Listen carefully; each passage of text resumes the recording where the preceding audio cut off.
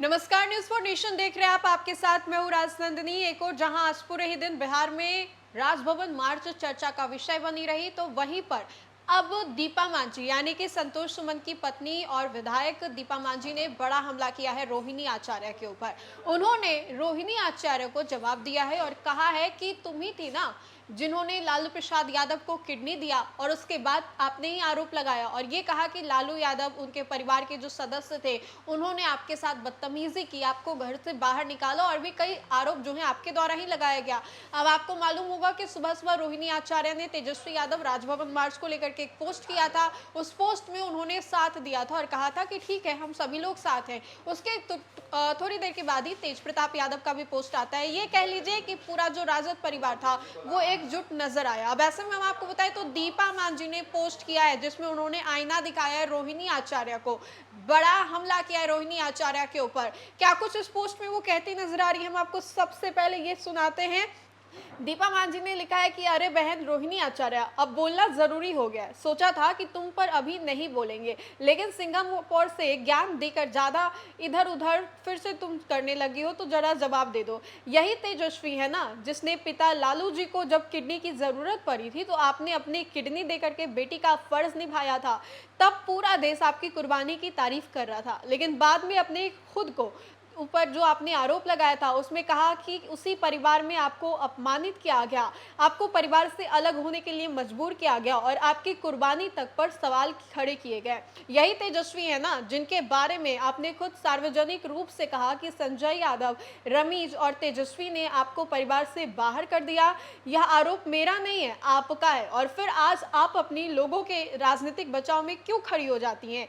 यही तेजस्वी है ना जिनकी टीम और करीबियों की भूमिका को लेकर के आपने चुनाव के बाद सवाल उठाए थे, और आपने यहां तक सवाल उठाया था कि जब चुनाव की राजनीति और नियंत्रण सब कुछ उन्हीं लोगों के हाथ में था तो हार की जिम्मेदारी कौन लेगा। और आज स्थिति देखिए, आपने अपने आरोप और परिवार के भीतर के विवाद के बावजूद तेजस्वी यादव पार्टी का राष्ट्रीय कार्यकारी अध्यक्ष उनको बना दिया।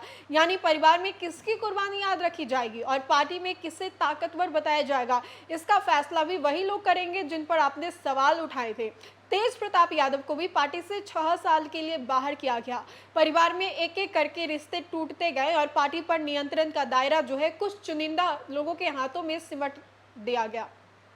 यह सवाल अब सिर्फ परिवार का नहीं है बल्कि आरजेडी की राजनीतिक संस्कृति का भी है।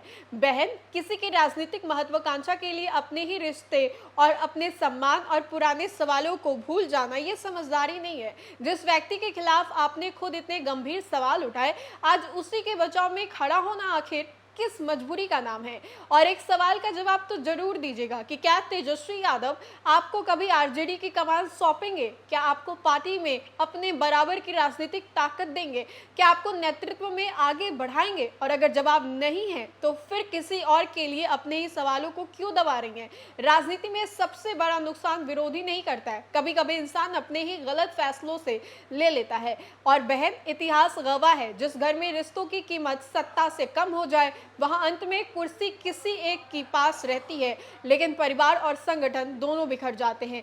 क्या सच नहीं है कि आपके भ्राता नशा करते हैं? और अगर नहीं तो पूछिए उनसे कि सार्वजनिक मेडिकल जांच को तैयार है, वो करेंगे सामना मेडिकल चेकअप का। हिम्मत है तो बोलो। ये रोहिणी आचार्य को लेकर के दीपा मांझी, संतोष सुमन की जो पत्नी है, उन्होंने ये बड़ा पोस्ट किया। इसमें उन्होंने तेजस्वी यादव के ऊपर हमला किया और कहा कि तेजस्वी यादव अगर शराब नहीं पीते हैं, नशा नहीं करते हैं, तो मेडिकल जांच के लिए वो तैयार क्यों नहीं हो जा रहे। साथ ही साथ उन्होंने रोहिणी आचार्य की तमाम कुर्बानियों को भी याद दिलाते हुए कहा कि अगर आपकी इन कुर्बानियों को आपकी पार्टी, आपके पिता की पार्टी राजद याद रखेगी, तो क्या आपको एक बराबर की हिस्सेदारी या फिर संगठन का कोई बड़ा नेतृत्व आपको सौंपा जाएगा। इन सब चीजों को लेकर के क्या कुछ कह रही थी दीपा मांझी, हमने आपको सुनाया। फिलहाल के लिए खबर में इतना ही। खबरों का सिलसिला लगातार जारी रहेगा, तब तक के लिए आप देखते रहे न्यूज फॉर नेशन। बहुत बहुत शुक्रिया।